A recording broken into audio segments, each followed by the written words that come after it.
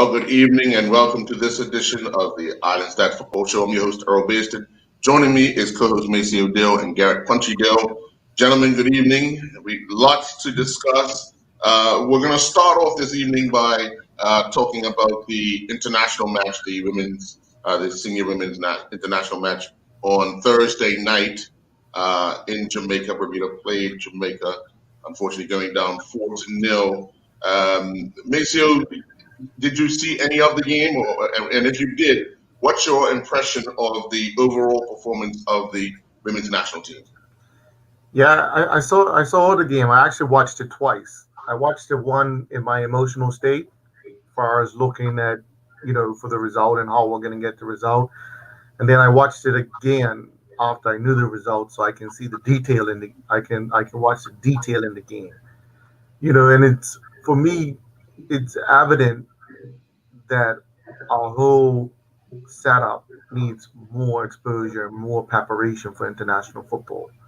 So the Jamaican girls, all for one training session. The Jamaican girls had one training session to get together, but they were just far more tactically superior, physically superior, and we just wasn't in the game to win it. So so if you look at the perspective of, okay, let's say we're gonna try to sustain and counterattack. So that the way that we potentially could have won that game is, can we stifle Jamaica from attacking us, and can we score on a counterattack?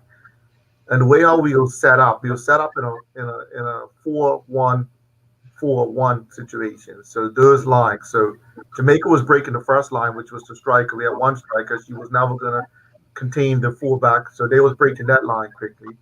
They was breaking the midfield line quickly, and that one covering midfielder, it was just too much space for that one covering midfielder, which I think was Ava Francini, to Mm, cover.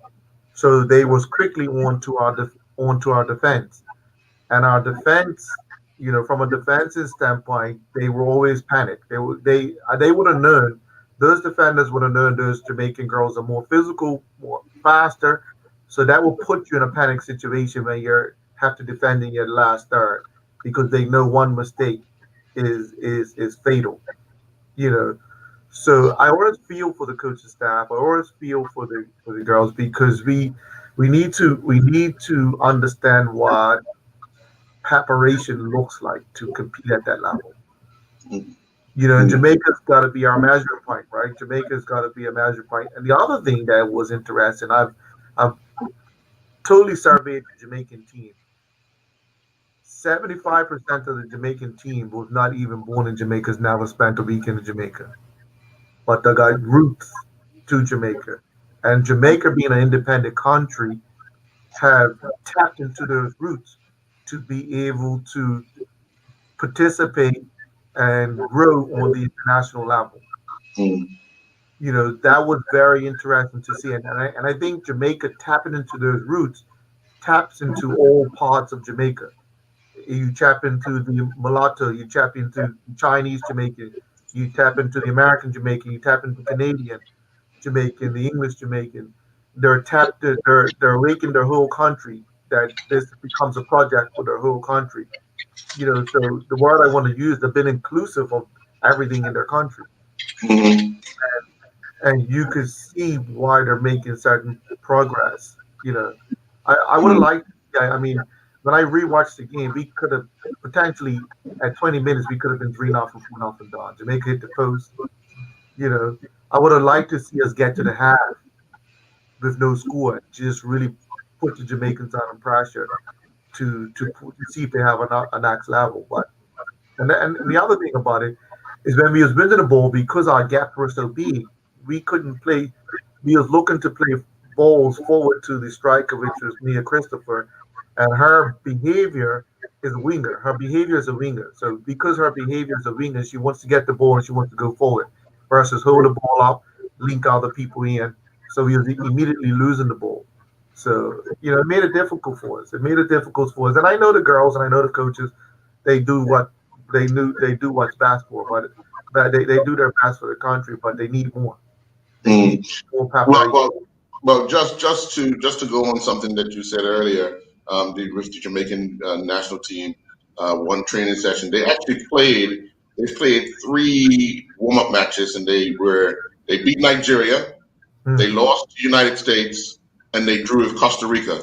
With that level of competition that they're playing against, Preparation. they're going to be prepared a They lot only better. need one training session. Yeah, Yeah, yeah, yeah, yeah. Coming off of those matches, yeah. to play a group of players who haven't had that opportunity, for several reasons. But I think that we need to ensure that if we're going to give the information, we're giving it, all of it all one time. So yeah, but I totally understand, and yeah, we're going to have to find and figure out a way to get them more competition in preparation for Yeah, competition. they have to have more competition and they have to have more preparation so the coaches can learn, the players can learn. They can, we're too long. We're going to tournaments and we're finding out ourselves. We're Mm, figuring out who we are at a tournament. We yeah, have to stop that behavior. yeah. Punchy, your thoughts? Uh-huh.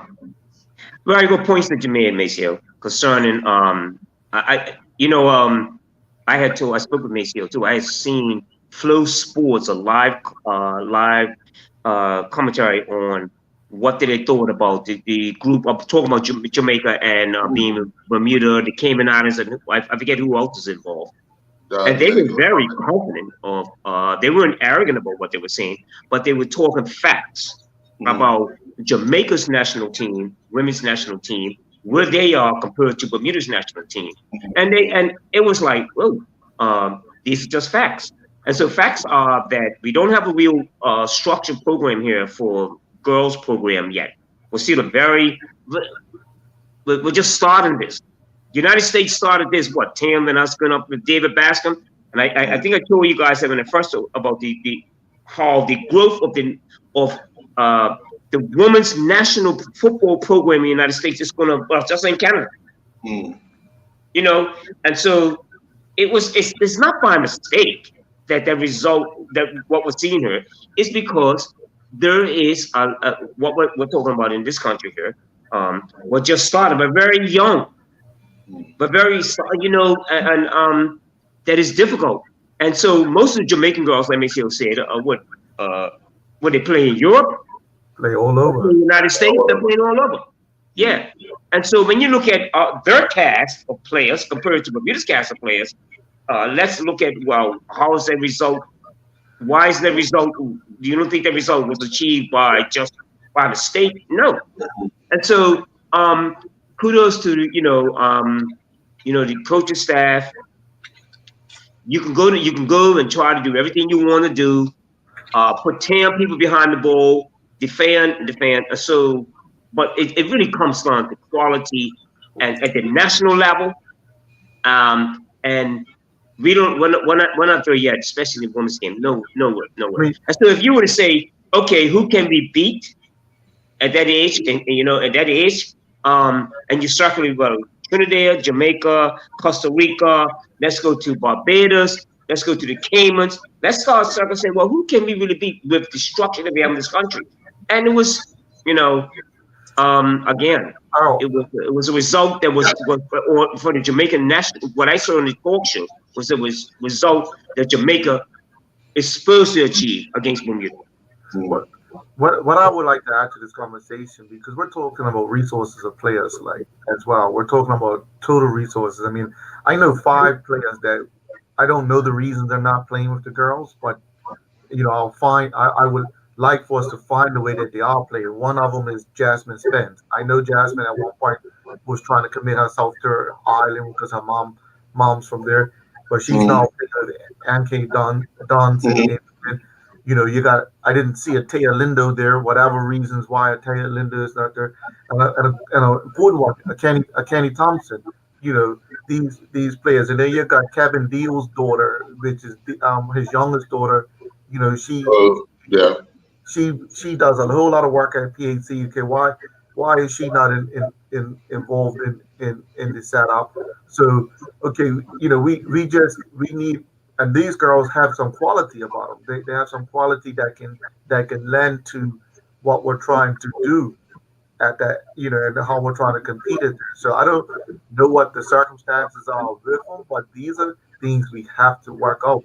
So we have Mm, every single resource available to us, you know, mm, and I know the complication with Kenny and how, I mean, I was at North Village with Kenny when he was encouraging North Village players not to go to the national team. I know those conversations and those complications, but we have to work those things out.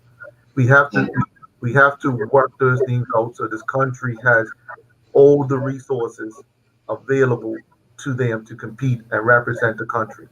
Right. Well, on Tuesday night coming, obviously, there's another chance for the Bermuda team to redeem themselves. They play Cayman Islands right now in Group C. The Dominican Republic are leaders. They've played 2 games. They've scored 13 goals because they defeated Grenada 9-0 and then defeated Cayman Islands 4-0. So they have 6 points. Jamaica have played one, and that's that 4-0 win over Bermuda. Bermuda in third with the 4-0 loss. Cayman Islands are tied, well, with 4-0, and of course Grenada. Now we play Cayman in at the IMG Academy on Tuesday night. I honestly believe tactics will change. We'll become a little more aggressive in certain areas and look to get on some good footing because obviously not looking past Cayman, but our next game in April is against the Dominican Republic. Mm. Mm. Yeah. Yeah. And I think we're still going. Even the Dominican Republic. I mean, most of those girls probably don't even play in the Dominican Republic. They probably play outside the country. Right. Yeah, and let's not be fooled by the fact that the Dominican Republic. Okay, what's supposed to beat them? No, I don't believe in that. Look what happened. If you keep going back to the results, even men's football, on the 15s a couple of years ago when we were in Florida, and all we had to do was draw against the Dominican Republic. Dominican Republic beat us, and on the 15s in the men's, so there's a lot of work to do. There's a lot of discussions that are going to be held in terms of the direction of the national programs in this country. Very much so. Very much so. And the results are showing that now that we've got most of these kids, a lot of kids that are on the 15s, like my grandson, like Johnny, that were in that team and they lost that game, but they should have they should have won that game, right? And they lost. So my point is that it's who was in charge of the team, what was the setup, and you got to dig deep now, just like those other countries like Jamaica is going to search for the people that we need. Yes, you got to come back and play for this country. Even though you've been in England for 10 or 15 years, you come back and play for us. See, would you like to play for us? What I should say. So we can't just, we're falling behind on not some. We cannot keep falling behind in terms of looking out what Jamaica's doing and seeking the better players, the best players that are going to suit this country. And it's most important. You mentioned something important as well, is that we need a domestic program. It's not going to be as large as the men's program, but we need a domestic program for senior girls to be competitive amongst each other, and you start to feed players into that, because if not, we're going to end up with the scenario we have today, where if you look at the team, how many of those are local based players, and are they actually physically playing in Bermuda? Yeah. Well, it starts from the schools. It starts from it definitely starts from the schools program. You get young girls and playing, and and just we have to have a structure here and going to the schools, coaching, and playing on the weekends and playing. I think it'd be good. We're a small country, but I think we can still compete with the bigger countries in the islands, like Jamaica and Trinidad, if we have a structured program. And I think it's been said over and over and over. We need to build it, and it's going to take time, but we have to be patient with it. And I think what we've come to nowadays is we want instant success without putting the pieces together. Because then, if you do get that success and the pieces are not all there, it ends up like where we are in cricket. There were a lot of pieces, and it was new to us. Of course, it was new to us, but those pieces were not all put together at the right time to sustain it. So unfortunately, we fall back. and we I fall don't think back farther than we were before. I don't think football yet accepts that it's following the same pathway cricket went. I don't think football accepts that yet. And when I speak of it, it seems to be negative, but we're following the same pathway, and the word I'm going to use the same pathway to destruction. That cricket follow until we're going to find ourselves in the same position that we found cricket in, where it's not even being played in the junior ranks in Bermuda. So we do need a long term program. And the other thing I would like to see, even, I mean, I look at Keita. I know her struggle. I know she's been sort of the face of women's football since the day one. We need more people to be we need more people and more diversity at that level to bring another face. So I saw a comment there that Taylor Linda is not interested, Kenny wasn't available, and something about Theo. Let's ask the question. Yeah, that's actually the question. Why is Lindo not interested in a top player? Taya Lindo has been a top player for a long. Why would she not not interested? Let's ask that question. Mm. Let's find out those things. Why? And maybe if we put other people around and we move beyond personalities and move into professionalism, because I know Taylor Linda well enough that she could do a job. I know Deal well enough that she could do a job. I know Kenny could do a job. And we just have to find a way to make these people, whatever that language is, if it's even if it's money, Mm. even if okay, they need a stipend or whatever that is, you know, let's find the opportunity that we have all our resources available to us. Mm. Let's Yeah, figure that out because sure. putting our girls or putting our people in international scenes to be judged, and we're gonna judge them. Yeah. Your Yeah. country's gonna judge them. Mm-hmm. Mm-hmm. Let's find a way to be, to figure out a movement forward. Sure. Well, we're going to take a commercial break, and when we come back, we're going to get into the league matches, obviously midweek matches, and then of course 2 matches yesterday in the Premier Division, and then 2 Premier Division matches today, and 2 First Division matches. We'll be right back.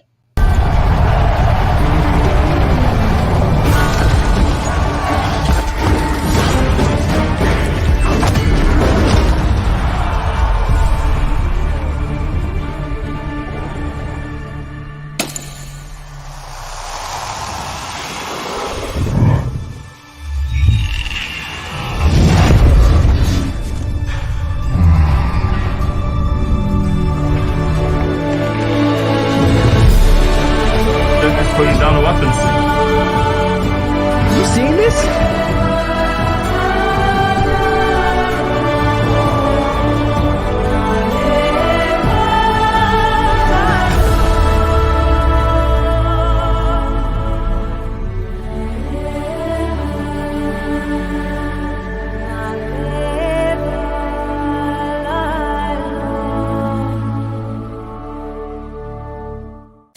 John Barrett & Son, our favorite beverage distributor, is bringing us an up-to-the-minute spin on the ever-popular Perrier Sparkling Spring Water. Perrier Energized, the plant-based organic energy water powered by caffeine sourced from organic green coffee and organic yerba mate, a medicinal herb from Paraguay.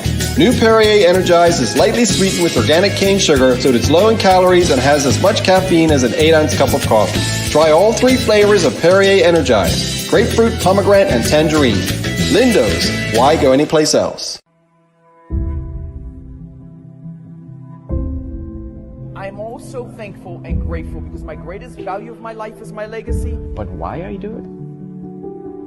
I feel supposed to do it. I was put here to be here, to do what I'm doing right now. Once I see somebody moving, it's the greatest joy for me. There's a little person being born. I am thankful that people have given me the trust, for me to empower them, from my players to my family to friends. And that's what I'm thankful for. I'm thankful that people have allowed me and trusted me to be in their life.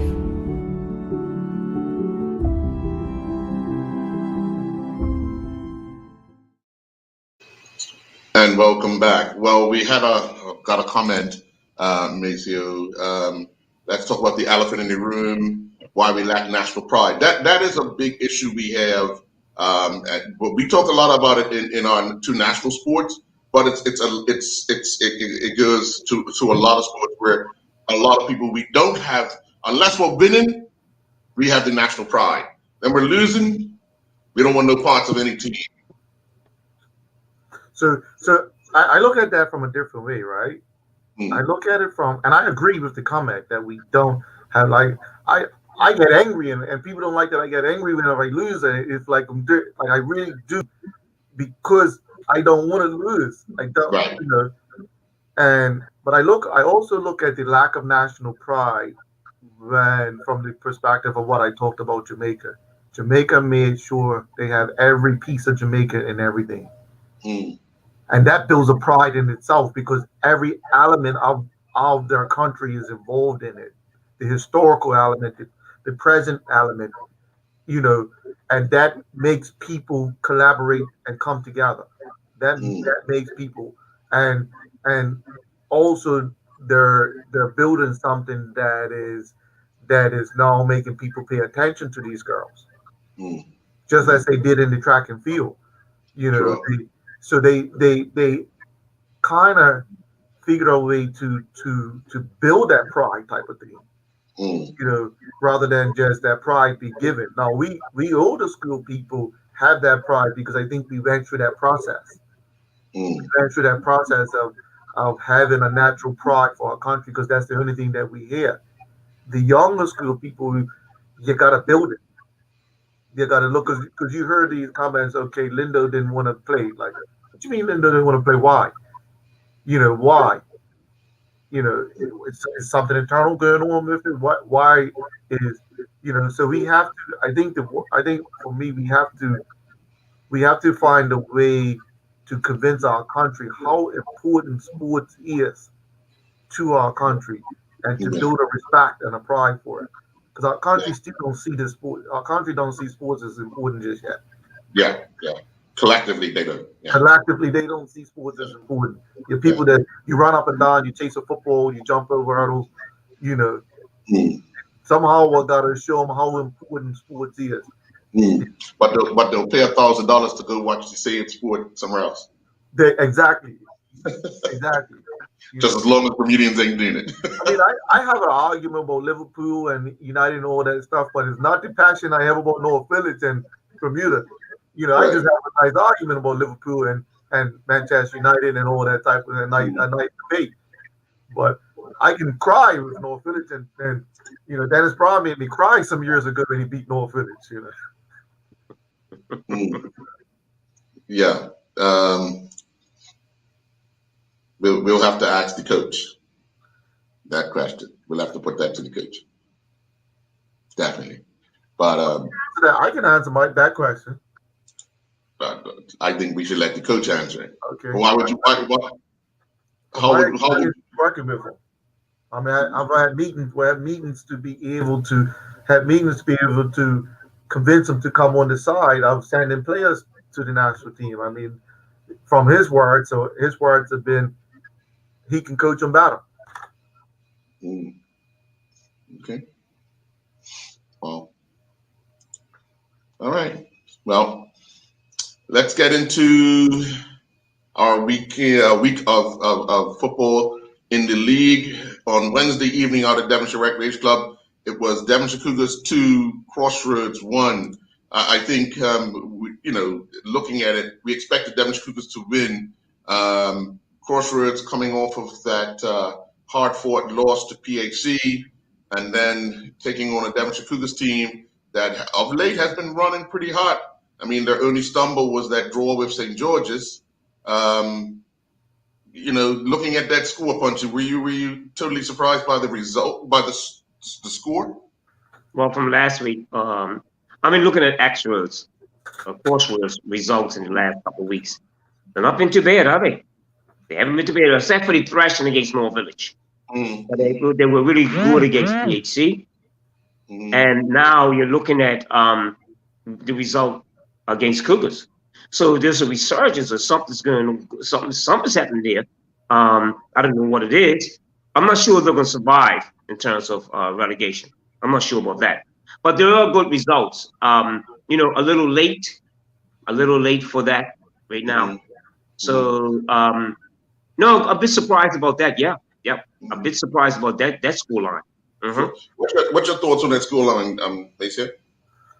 Well, you know what? Crossroads are playing without the pressure and responsibility no more. Their faith has been sealed, right? And because they're playing without the pressure and responsibility, they're playing better. But the ability to play with the pressure and responsibility is what takes you to the next level. So I know a lot of players. I've seen enough players that can play good without pressure and responsibility and teams. But it's when they got pressure and responsibility, they collapse under it. So I think that's what's happening to Crossroads now. They're not got pressure and responsibility. They got a little bit better with their application to the game, but they still can't win over Cougars. You know, Cougars is playing a club like that. They are playing with pressure and responsibility because they believe they want to be in the title race. And those are the good players that can play with pressure and responsibility. Right. And then, of course, yesterday up at White Hill Field, it was Dandytown Hornets 1, Somerset Eagles 0. Now, Dandytown Hornets has been scoring goals on a regular. Somerset Eagles have been giving up goals on a regular. But it took a second half kind of one-man band goal, to make the difference. Kamali ended up picking up the ball just outside the box, beat two players, rounded the goalkeeper, had to beat another player, and then scored. But outside of that, Dandytown was wasteful.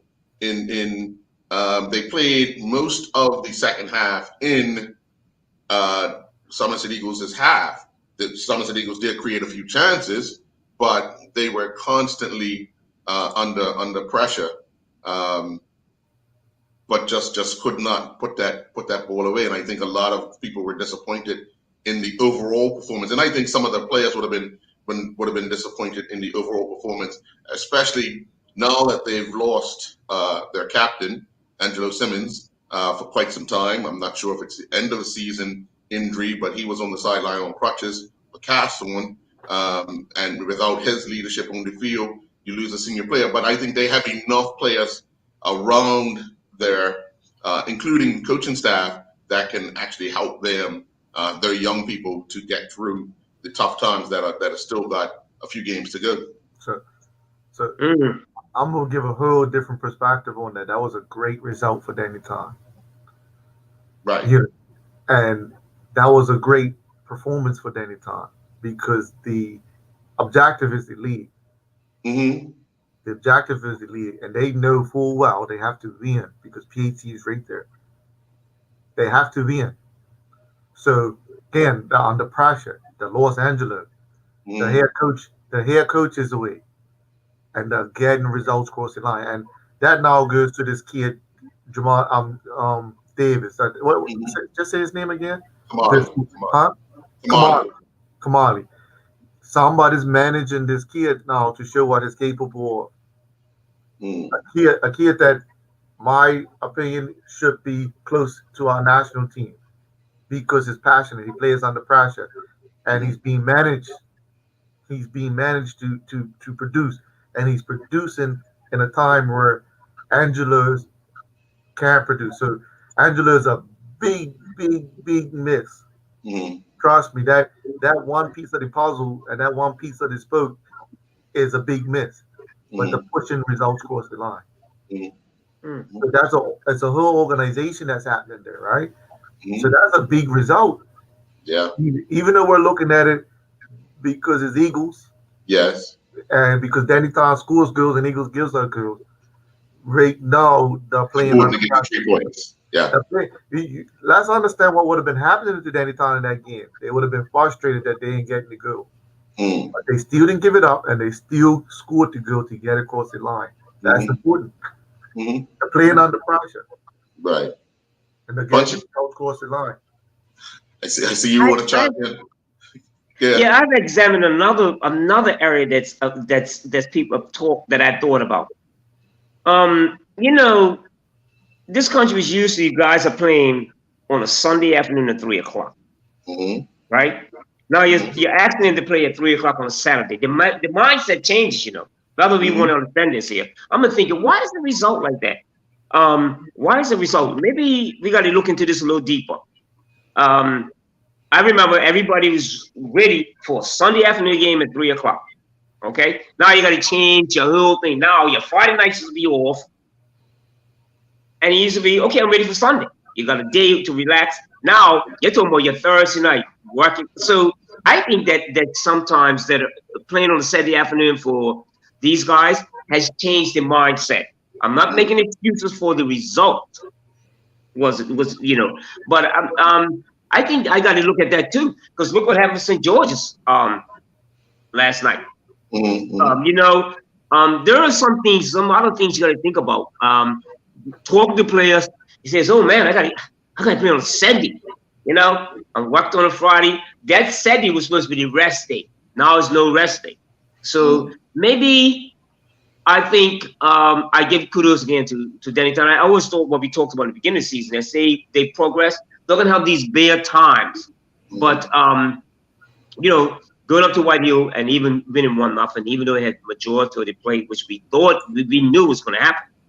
1-0, it's still a positive result for them. Definitely. And then, of course, you already mentioned it last night. The Robin Hood defeated St. George's Cricket Club, St. George's coach, 4-1. What's that? Cricket team. You know, I want to add some stuff to that. Like, for instance, there were some things. Well, I think what's happening in St. George's very, very important to recognize some things that happened. Like then last week, I think when they lost 1-0 to North Village, I saw technically what they done. They moved Terrell Burgess up further up the field. Now, once those goals were scored, when North Village went ahead and it went up 2-0, Terrell was still playing higher. So I found that I thought that maybe you should have put Terrell back and let Terrell play as another, play where he really belongs. And that's, I think, is what happened with St. George's also. Lack of, and David, when I saw their Norfolk end up being 4-0. But Terrell Burgess is a very important part of playing their organizing at the back. And so they tried something different. It didn't work. I thought maybe they should have changed it. And I think that's also what's happened last night. It's, to that score line, to suggest that score line 4-1, and they were 3-0 down after 20 minutes. Yeah, well, they were 2-0 down. They were 2-0 down early, and then the third goal in the 45th minute. In the 45th minute, I'm sorry. I'm sorry about that. But I noticed that Terrell was playing higher against Somerset as well. Yeah. Just I don't think you want to take from your team. I think you want to add to it and just keep that block, keep that organization. Remember, St. George's were conceding a lot of goals. They've been very close. So you're looking at moving Terrell up too high, being exposed at the back, and I think that's what St. George's gonna have to figure out now. They're safe. They're not going to be relegated. Right. But in the upcoming games, they're out of the FA Cup now. What are they going to play for now? I think they're going to play for survive. They're going to survive, but also fixing some things about why they could go into a slump. There's 8 goals in 2 games. Yeah. Maceo, your thoughts? I mean, my thoughts go to Robin Hood, right? My thoughts go to Robin Hood. They have to win the game without Untitled and Jayla's that experience. It goes to them to push that result across the line. I mean, I didn't see it coming because St. George's doesn't give up that much goals.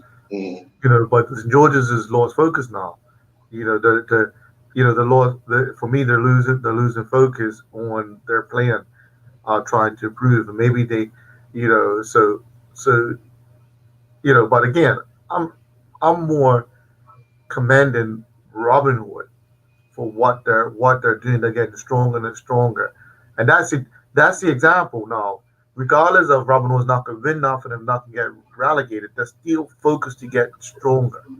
So they're getting stronger in each game, whereas some of these teams that can't be relegated or relegated, they're losing focus. They're loser folks, and that may be a bigger conversation. How do you restructure it to make it interesting?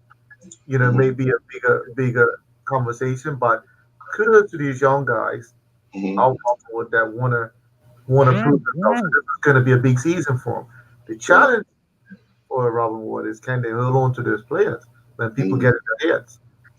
Yeah. That's the challenge. Right. But we're going to take another commercial break, and when we come back, we'll look at today's results in both the Premier and First Division. We'll be right back. This month, we're again featuring an important dealer in the whole food industry, Aurora Natural Products, who started in Connecticut in 1998 with 4 employees and now employ hundreds, all devoted to producing a wide variety of all natural and organic goods to an ever-expanding market. Aurora have become a national leader in the whole food distribution business and are ever mindful of the big picture, monitoring the path of each and every ingredient from their source to your table. Try Aurora Natural Raw Shelled Pistachios. Lindo's. Why go anyplace else?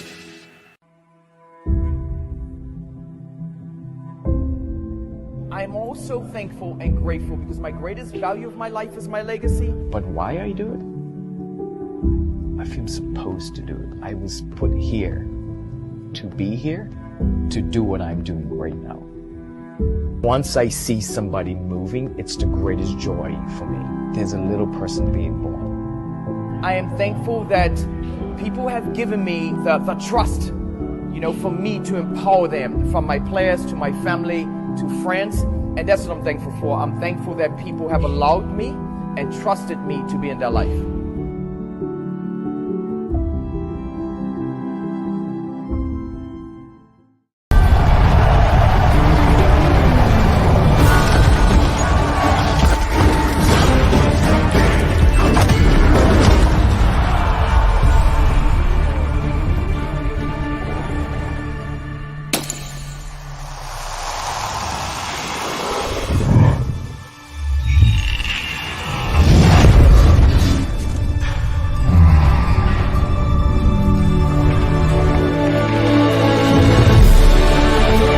Putting down the weapons. You seeing this?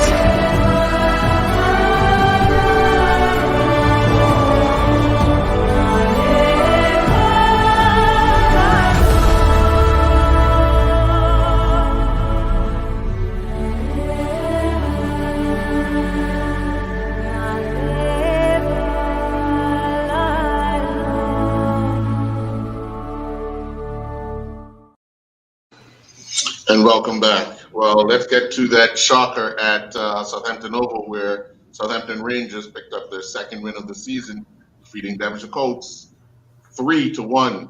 I was before the game.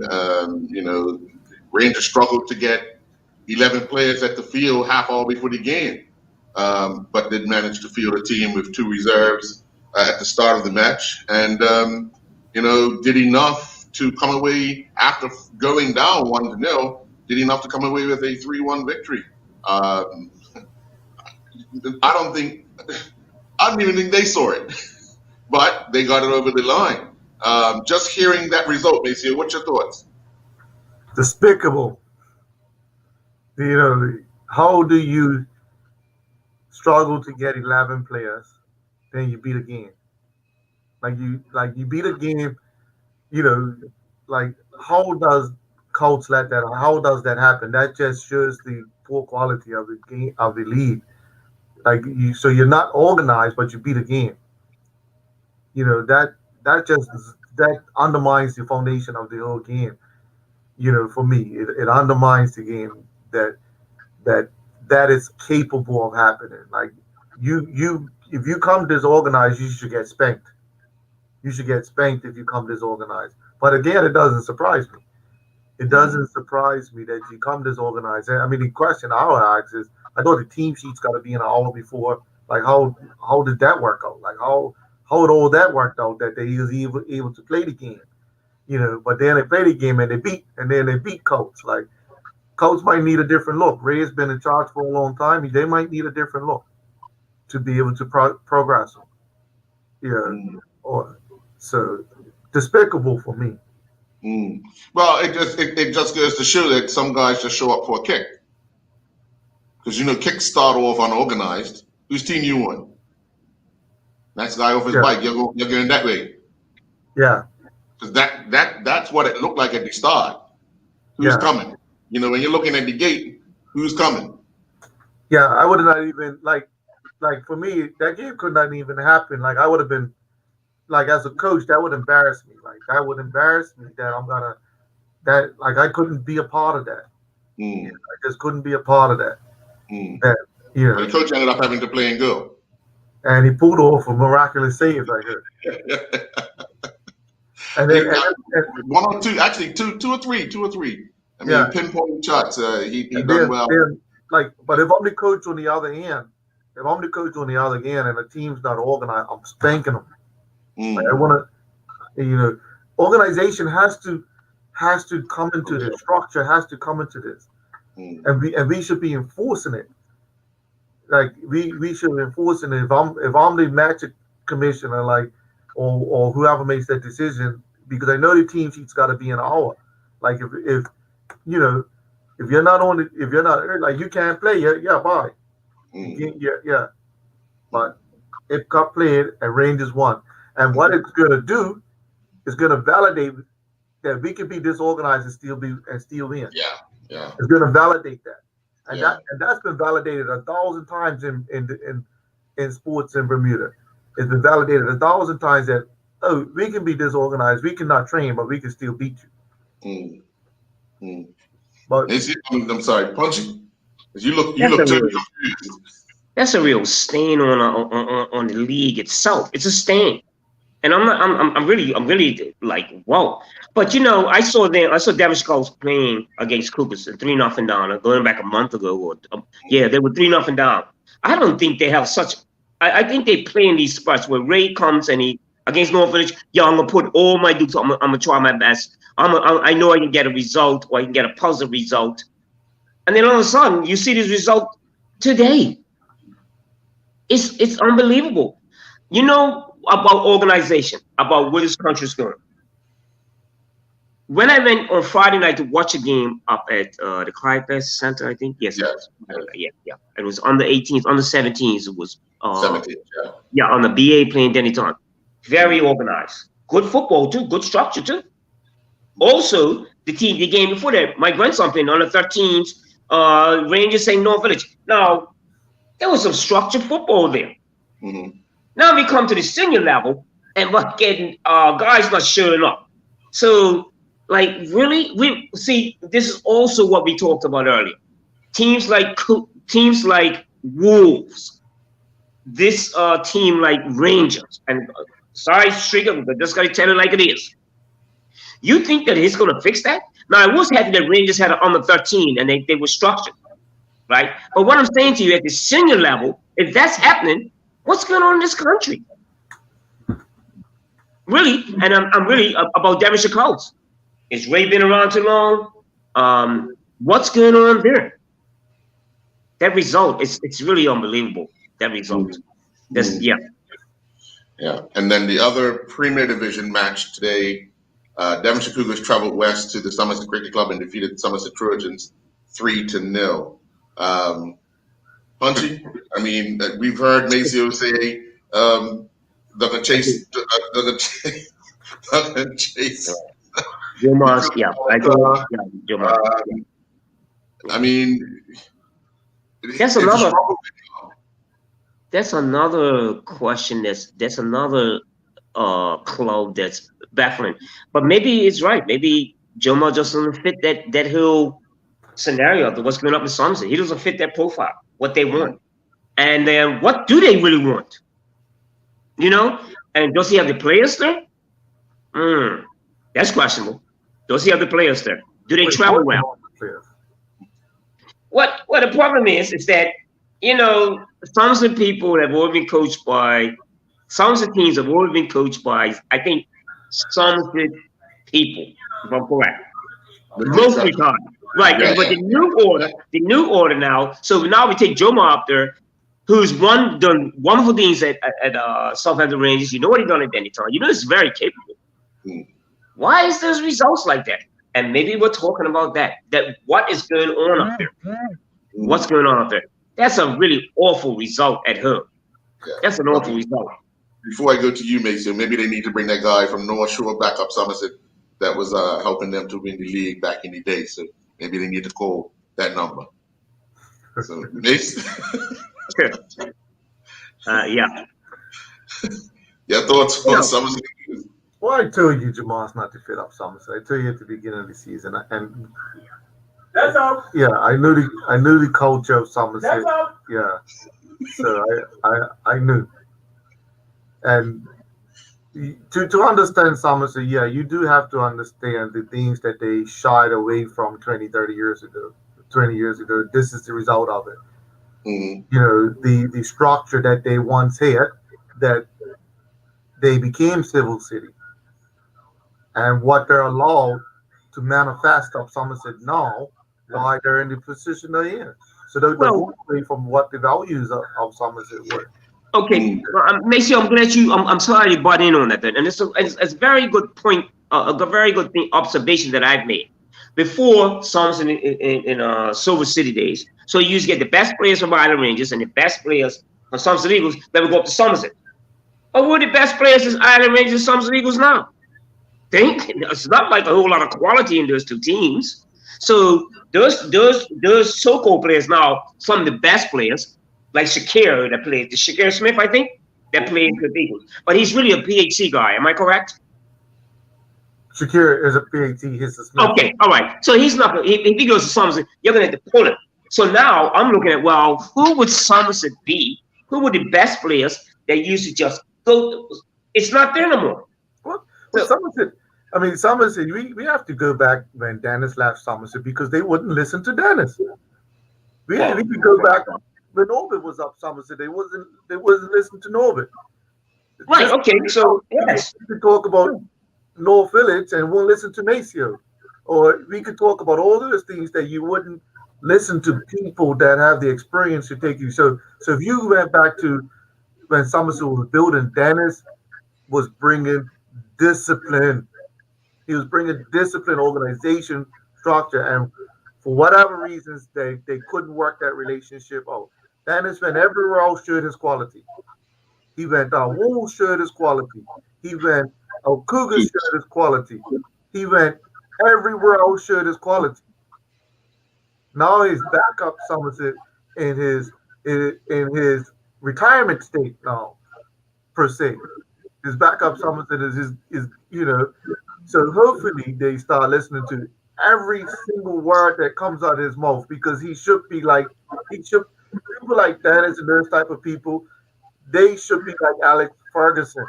Is all my way. You do it this way because I've done it before. I'm trying to teach you what I've done before. I'm trying to teach you what I've done before, what you taught me to teach you. So hopefully moving forward that they will listen, but Dennis is moving to a new part of the game now, right? He's moving into the administration. Dennis wants success for Bermuda. He's another figure that wants success for Bermuda. So he's moving into a bigger space of the game. But those are the values that were lost, right? Those are the type of values that were lost in the game. And Earl, to make you, I'm going to add to that. I just think that I think of me, Dennis is a bigger figure than me from physically and whatever. I don't even know if the coach or the players can handle Dennis now. Right? I don't even know if they can handle him. Right? That's a dying dynasty. Yeah, it's a dying dynasty. I mean, but I saw the juniors. Oh, they got some good young juniors on the 12 and on 13s. But what's he get? And when the senior level, it's just what's happening again. We're going back to what's happening in this country. Why are the clubs like that failing?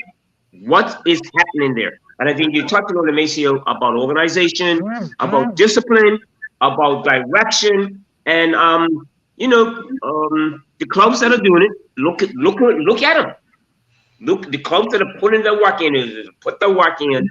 Look at those top clubs. And I can put them. I'm not 4 or 5. The rest of them, that and I'm again going back to Somerset. Look what's happened there. All right, let's turn our attention to the first division down at Lords and St. David's. Young Man Social Club defeated St. David's 3-1. Young Man Social Club are now tied for third with BAA on 21 points. Still a few games to go, but they're putting themselves in that position to fight, to battle it out, to become one of the other three teams that will go up. I mean, it's only one spot because we've already said that we don't see anyone stopping Hamilton Parish. So right now it's Boulevard, BA, and Young Men's Club battling for that second and final spot to get promoted. Hearing that result, Maceo, Young Men's Club defeating St. David's. Yeah, I think it surprises me. It surprises me that they defeat the St. Davis, because I thought St. Davis will be in a little momentum, but again, it don't surprise me, right? Because it depends on what day of the week it is for St. Davis, I guess. And you're right. It puts Young Men's Social Club in the reckoning, but Boulevard's still ahead of everybody for me. Punchy, you've had a turn on St. David's. Your thoughts on St. David's fluctuating up and down? One week they look like title contenders, and next week they look like just a regular team. By the results. Yeah, well, I think we all put in it. They were going to lose the Social Club. I mean, it's a rebuilding program down there. They're still, basically, I'm not going to call them a cricket club, but they're still, most of the attention is definitely towards the summer of sport. And, again, Lugo is down there and he's trying. But let's say are the better players going to go down to St. David's and join them? And who's going to go to play for St. David's? So there's still a rebuilding program that's going to go on and on and on. And it's just, my concern would be for Social Club. That's what I'm looking at. Okay, yeah. But don't forget now, your promotion, and I keep thinking over here, you on a Wednesday night, you got to go, and you get promoted, you got to go play against Devonshire Cougars or the Devonshire Rack. And you got to go to Somerset. You got to travel to Somerset. You got to pay North Leicester on a Sunday afternoon at North. So, my thing is, okay, yes, kudos to you, doing well. What's your preparation for it? If you do get promoted, because I think Hamilton Parish already a step ahead. They know what they want to do, and BA also. And then the final first division match, Boulevard Blazers traveled to Southampton Oval and defeated Paget 8-0. Boulevard are hitting all cylinders right now. They're running hot. The emotion in the team, the confidence in the team is running high. They beat Paget, but a win is a win is a win. Is a momentum building for them, and they've moved into second place ahead of BAA by 1 point, which they have their point. BAA still has to get theirs. They have a game in end, which they play Vasco tomorrow night, but they have their points. Boulevard tastes blood, but and you know what happens when they taste blood? They have a taste of blood in their mouth right now, man. When you get a taste of blood in your mouth, right? They spanked them. I tell you, Paget's not winning the game this season. Now we know they're not winning the game. They're not winning the game. They came close and they had the best opportunity to not win the game. But they're going back to 8th now. Right. Yeah, they're going back to 8th. And again, I want to bring up a point. The only thing that convinces players at this level is results. At this level, if you want to convince players to stay focused and committed, and to you, is the results got to happen. And if the results don't happen, you're not going to convince them to stay focused and committed to the cause. Boulevard sends blood. They're It's a good point again, Maceo. It's short-lived. Let's say, for instance, we chalk up, okay, Boulevard's going to travel to St. David's, and we know they're going to win. Okay, then they go travel up to Paget, up to Somerset Range, right there they did. Then they go up to Island Rangers. But then, okay, let's say they get promoted. What's next? Yeah, that's right. What's next? See, and I do believe Ian Cook. I think Ian Cook, what's his name?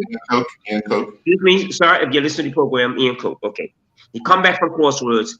his coach and his playing, I think he's involved, and they have a real good, strong following. It's still not what it used to be, but they're one of those teams that will play off the cuff and let them be promoted next year. A good point I want to make also. Let's see who they get against in I think the FA Cup. Let's see what happens. But they're gonna be up for that. Oh yeah, they'll be up for that. But on next year they get promoted. A couple of Sundays they got to play out Cougars. That would be of course. I know they'll be up for that. And then they lose 3 games running run, and then you see what happens. So I'm adding to what Maceo says. The fans results, in this country do matter. And it will be just like that. Go on. And yeah, just like that. Your whole confidence level, your ambitions now. Oh, we no good now. Oh, I'm not even coming out to train. So I'm hoping that, this show pinpoints those problems that exist, and the coaches listen and understand. That it's very important that we try to get this right. That they try to get it right. Right. And I think that's what we're doing. Because I do get a lot of feedback, and so it's good. I think it's good. Right. It's very good. Yeah. Yeah. I don't mind being challenged. I like it. Oh yeah, exactly. It's a chance for people to get an opportunity to voice their concerns about some of the things that we discuss, and obviously you listen and you give them the reasons behind, and you can. It's either two things. You either agree to disagree, or you come to some sort of understanding. Yes. But at least the opportunity there presents itself for people to have that say about what we discuss here and what goes on. So I'm happy to offer that opportunity to the general public. So yeah.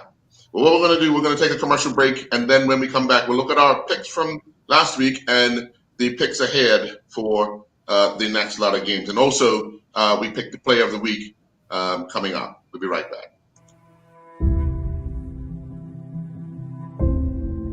I'm also thankful and grateful because my greatest value of my life is my legacy. But why I do it? I feel supposed to do it. I was put here to be here, to do what I'm doing right now. Once I see somebody moving, it's the greatest joy for me. There's a little person being born. I am thankful that people have given me the trust, for me to empower them, from my players to my family to friends. And that's what I'm thankful for. I'm thankful that people have allowed me and trusted me to be in their life.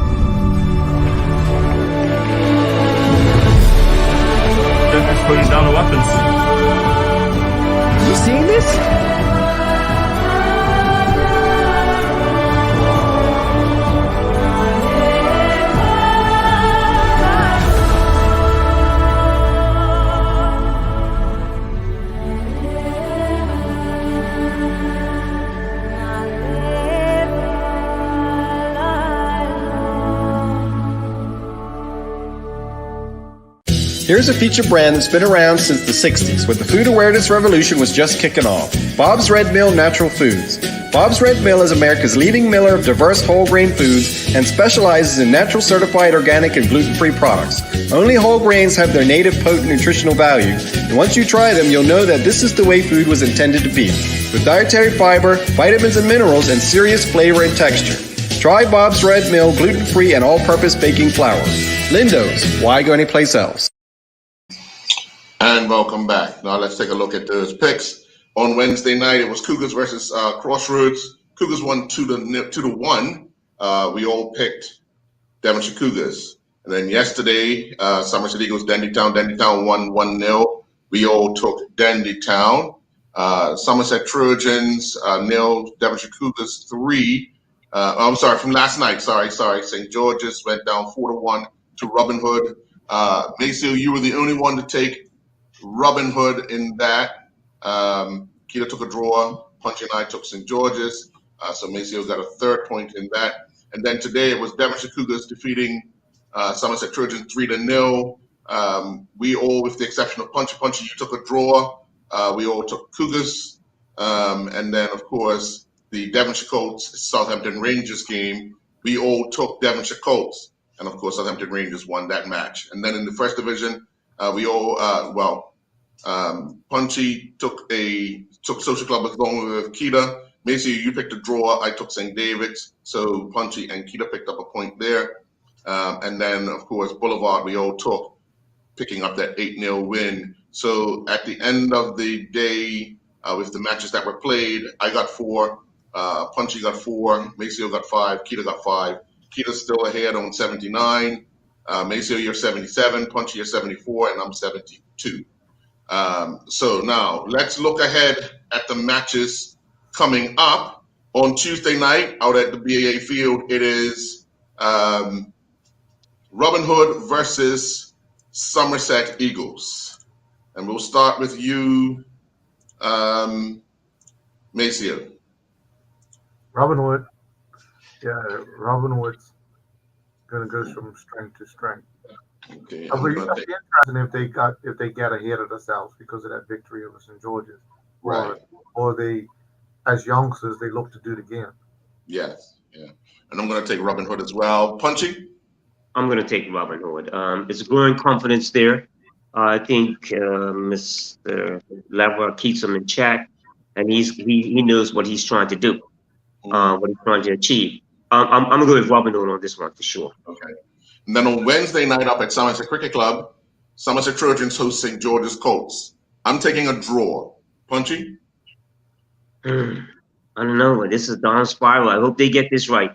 I don't know. Both teams need a win. I think I think I'm gonna go for draw also, Earl. Okay. Maceo? Well, follow my logic here. Cricket teams, and St. George's can beat St. George's can beat Somerset in cricket. I'm picking Somerset. Okay. I'm picking Somerset, and I'm basing it on cricket. All right. Then on Saturday, Devonshire Cougars host Devonshire Colts out at Devonshire Recreation Club. Punchy? That's a Devonshire Cougars. Devonshire Cougars. Is that a night game? Hold on. I will tell you in a minute. That match is at 8 p.m., yes. Yeah, that's Devonshire Cougars for sure. They're going to just put a nail in Devonshire Colts' coffin again. Hammer it down. That's Devonshire Cougars for sure with this one. Sure.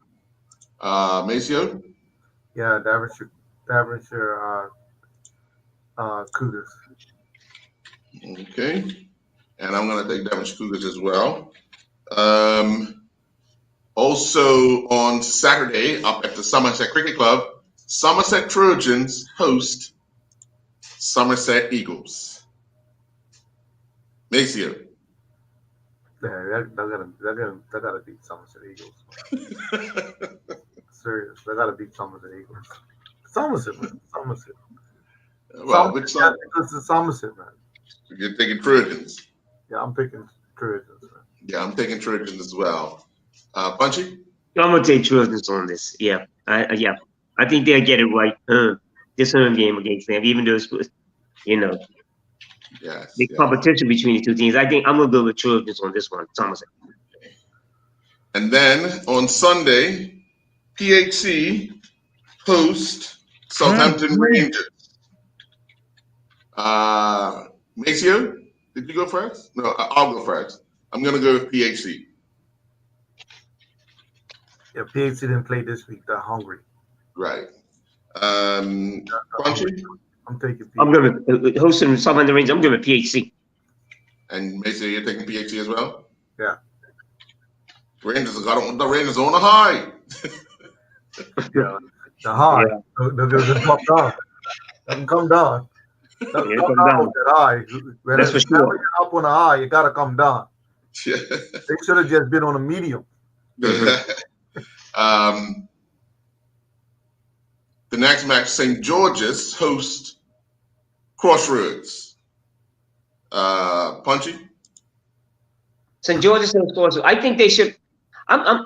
You know what? I'm going to St. George's on this one. If they get, I'm going to St. George's on this. Okay. Maceo? Yeah, I'm going to Crossroads. They seem to seem to stop linking these girls and the scoring.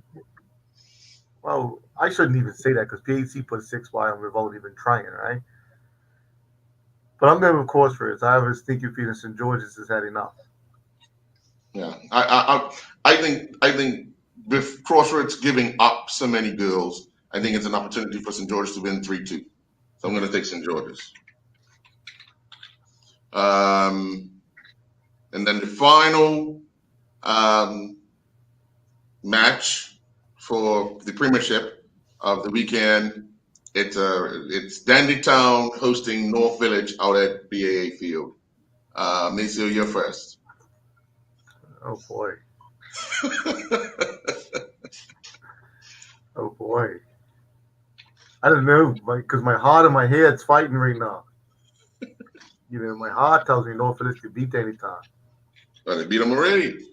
Yeah, my heart tells me North Village can get it right, and they'll get up beat Dandytown. But my head's telling me Dandytown keep getting these results across the line. They keep, no matter what, they keep getting these results across the line. Yeah, that's a difficult one to call. I'm picking. You know what?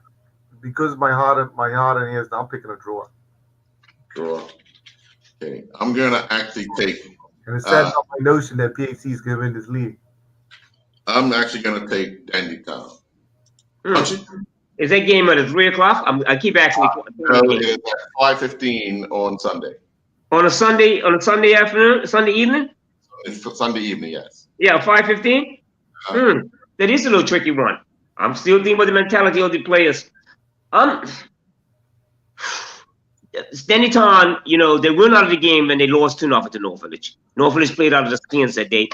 Kenny got the organization right. The scoring girls.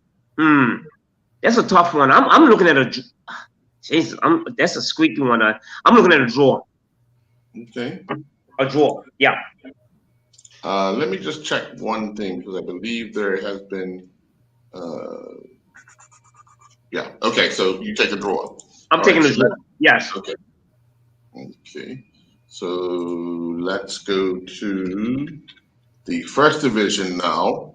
On Saturday, Vasco entertained St. David's at Southampton Oval.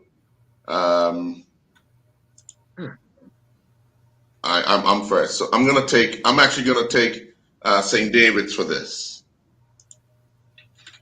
I think Vasco have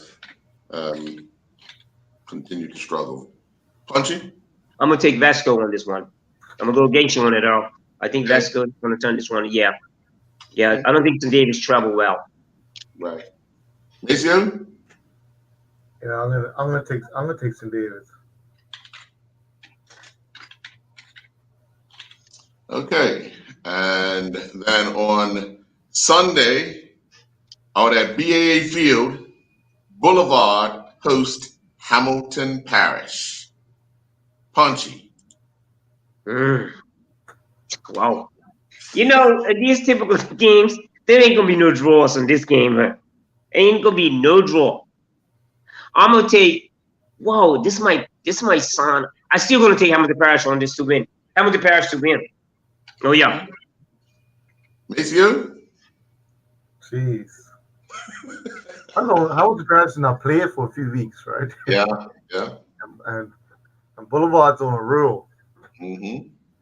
Yeah, the organization's gonna come through. The organization of Hamilton Parish is gonna come through. Is gonna trump the skill and the talent of Boulevard. I'm taking Hamilton Parish. I'm actually gonna, with that same idea, Maceo, I'm actually gonna go with the team that's running hot right now, and I'm gonna take Boulevard. I think they're running hot right now, and I think they have that momentum that they have that belief that they're unbeatable. So with that going in and their determination, I think they're the ones that will come out on top of this one. The next match is Island Rangers host BAA up at Malabar. Maceo? BA. I'm gonna take BAA as well. Punchy? I'm gonna take BA on that. Even though it's going to Island Rangers. What time's that game? At 12:30, 1 o'clock? 12:30, yeah. Yeah, Andrew will have them ready. Mhm. When we talked about the aspects of playing up in that area, playing on that field. I'm taking BA for that. Okay. Yeah. Wolves entertain Paget at Wellington Oval. I think Wolves will be a little disappointed they couldn't outscore Somerset Eagles in the FA last week. They were off this week. I think they have enough firepower to get by Paget, so I'm going to take Wolves. Punchy? I'm taking Wolves on this. This is part. Somebody's going to feel the effects of that loss to Somerset Eagles, which I thought Wolves could have won. So I'm definitely going to take Wolves on this one. Sure. You remember Wolves got locked out of Hamilton's Ridge the last time they gave Patrick the point. The heels, the minuses, the knees locked the players out of Hamilton's Ridge. They don't want that happening. That's the last. They don't want to be locked out of Hamilton's Ridge again. So yes. The Wolves got to beat Paget. Okay. All right. Wolves gave Paget their first point. Yes. Well, let's see what happens. So that's the picks for next week. Just before we get to the player of the week, need to get some technology on the field. Yes. Well, that's observation. Last week we chose Ian Coke as the player of the week, and at Gosling's we had a presentation for Ian Coke. I'd like to congratulate Ian Coke on his victory with Boulevard Blazers in the FA Challenge Cup against Southampton Rangers. He scored a goal, but also showed extreme leadership, taking a team all the way. So congratulations to Player of the Week. You won yourself a bottle of Flora Gold. Please enjoy it responsibly.